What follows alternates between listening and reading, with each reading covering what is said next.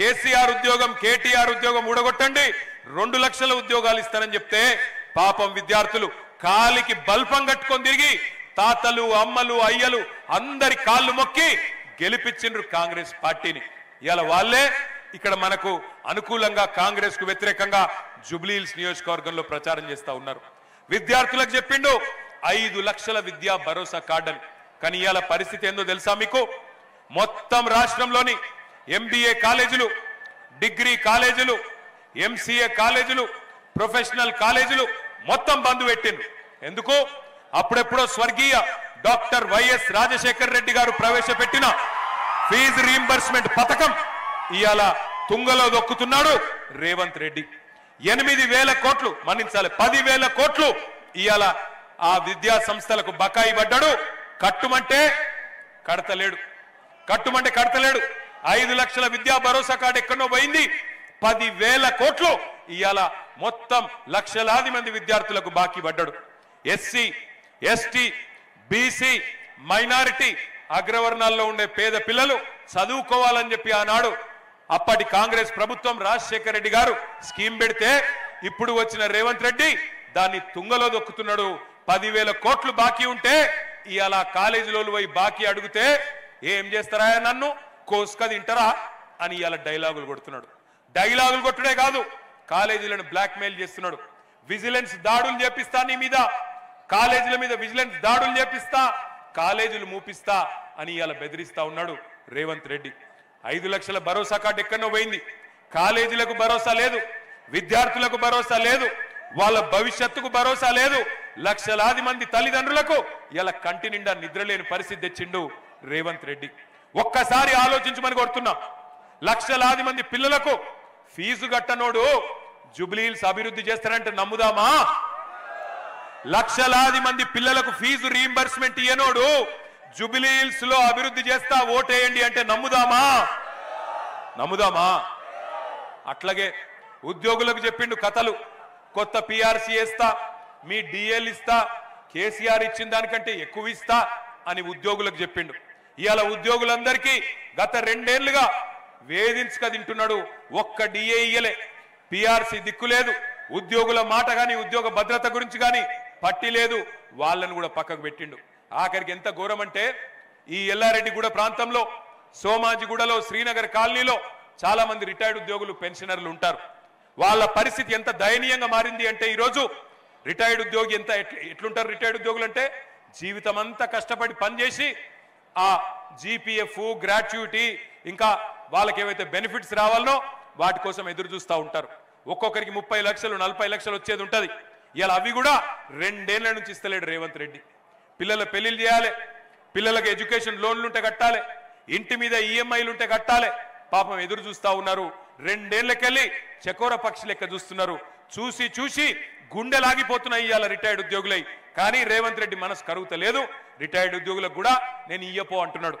ఇవాళ కాలేజ్ వాళ్ళు ఫీజు అడిగితే వాళ్ళని బెదిరిస్తాడు, నిరుద్యోగులు ఉద్యోగాలు అడిగితే వాళ్ళని బెదిరిస్తాడు, ఉద్యోగులు డిఏలు అడిగితే బెదిరిస్తాడు, రిటైర్డ్ ఉద్యోగులు బెనిఫిట్స్ అడిగితే బెదిరిస్తాడు.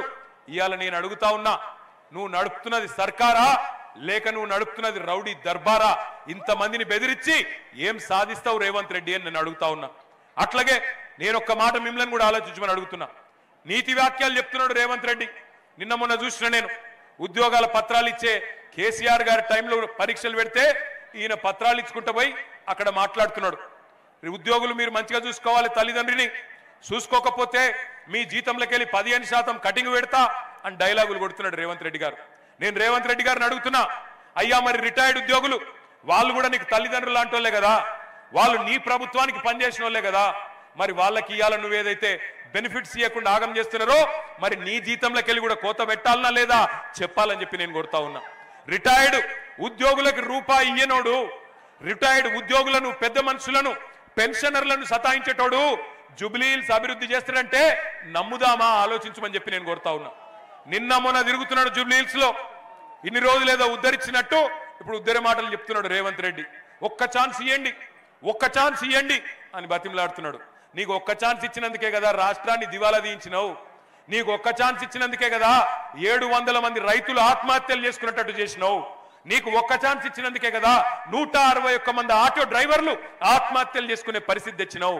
నీకు ఒక్క ఛాన్స్ ఇచ్చినందుకే కదా కేసీఆర్ గారి టైంలో అద్భుతంగా నడిచిన 1000 గురుకుల పాఠశాలలు ఇవాళ మూలకు పడే పరిస్థితి తెచ్చినావు. నీకు ఒక్క ఛాన్స్ ఇచ్చినందుకే కదా 100 మంది గురుకుల విద్యార్థులు ఆత్మహత్య చేసుకునే పరిస్థితి తెచ్చినావు. నీకు ఒక్క ఛాన్స్ ఇచ్చినందుకే కదా ఇవాళ హైదరాబాద్ లో రియల్ ఎస్టేట్ నాగం చేసినావు. ఇవాళ నీకు ఒక్క ఛాన్స్ ఇచ్చినందుకే కదా హైడ్రా పేరు మీద మొత్తం బస్తీలలో ఉండే ఇండ్లు గులగొడుతున్నావు. నీకు ఒక్క ఛాన్స్ ఇచ్చినందుకే కదా రాష్ట్రం ఇవాళ ఉరుకులు పరుగుల మీద పెరుగుతున్న రాష్ట్రాన్ని ఆఖరి స్థానంలో నిలబెట్టినావు. గుర్తు తెచ్చుకోమని నేను కోరుతా ఉన్నా.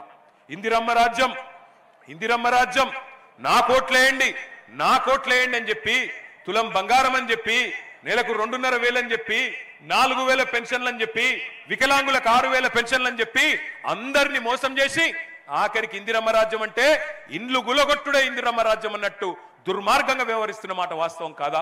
ఒక్కసారి మీరు కూడా చూడండి ఏ రకంగా హైడ్రా భూతం ఇవాళ గరీబోళ్ళ ఇండ్లు గులగొడుతున్నదో ఒక్కసారి చూడమని చెప్పి నేను కోరుతా ఉన్నా.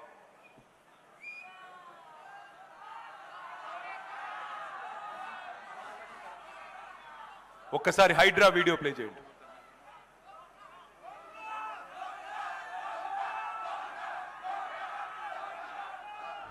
ఇచ్చేది వాళ్ళు, కూల్చేది వాళ్ళు, చంపేది కూడా వాళ్ళైతే బాగుంది. చంపేయండి వదిలిపోద్ది. జబ్బు సార్ మమ్మల్ని కొట్టి చంపేసే సార్, ఇక చంపేయండి సార్.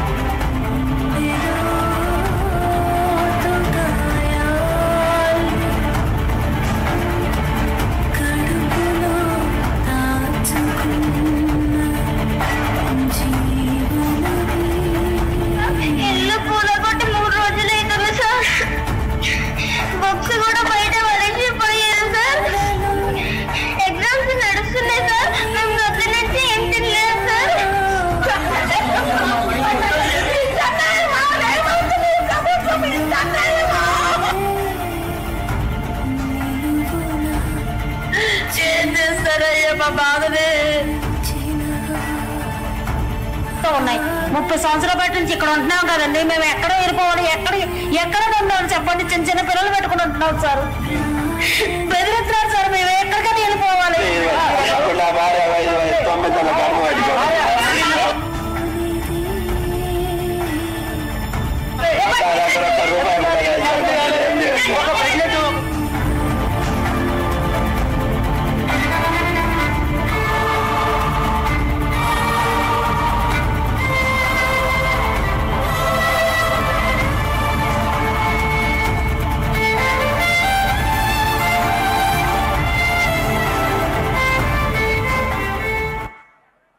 ఒక్క మాట దయచేసి ఆలోచించమని అడుగుతున్నా.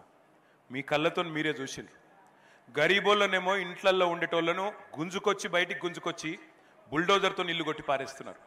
ఆఖరికి పిల్లలు పుస్తకాలు తీసుకుంటాం, వాటర్ బాటిల్ తీసుకుంటామంటే కూడా మెడలు పట్టి నూకి వాళ్ళని ఏడిపించుకుంటా బయటికి గుంజుకొచ్చి ఇవాళ ఈ పరిస్థితి తెచ్చింది. 2 ఏళ్ళైంది ప్రభుత్వం వచ్చి.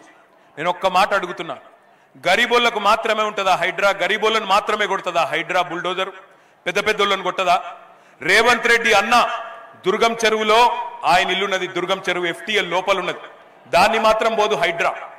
పట్నం మహేందర్ రెడ్డి ఇల్లు తాలాబ్ మధ్యలున్నది, అక్కడికి మాత్రం పోదు హైడ్రా. మంత్రులు పొంగులేటి శ్రీనివాసరెడ్డి, మంత్రులు వివేక్ వాళ్ళ ఇండ్లు చెరువులలుంటే అక్కడికి పోదు హైడ్రా. కానీ ఇగో ఈ గరీబోళ్ళ ఇండ్లకు పోయి వాళ్ళ ఇండ్లకెళ్ళి బయటికి గుంజి ఈ 2 ఏళ్లలో ఎన్ని వేల ఇండ్లు గులగొట్టిండో రేవంత్ రెడ్డి ఒక్కసారి యాద తెచ్చుకోండి. నేను ఇక్కడ ఎల్లారెడ్డి గూడలో ఉండే మా అన్నదమ్ములను మాడబిడ్డలను ఒకటే కోరుతున్నా, ఈ పోటీ ఆషామాషి పోటీ కాదు, ఇదేదో మామూలుగా ఆల్తు ఫాల్తు ఎలక్షన్ కాదు. ఈ ఎలక్షన్ లో పోటీ జరుగుతున్నది కారుకు బుల్డోజర్ కు. రేపు మీ ఇంటికి కూడా బుల్డోజర్ రావద్దంటే మాగంటి సునీతమ్మ గెలవాలి, కేసీఆర్ గెలవాలి, బీఆర్ఎస్ గెలవాలి. లేకపోతే రేపు మీ ఇంటికి బుల్డోజర్ వస్తే అడిగేటోడు ఉండడు, కాపాడేటోడు ఉండడు. రేపు మీ ఇంటికి బుల్డోజర్ వస్తే అడ్డుకునే దమ్మున్న నాయకులు ఉండాలి అంటే ఎల్లుండి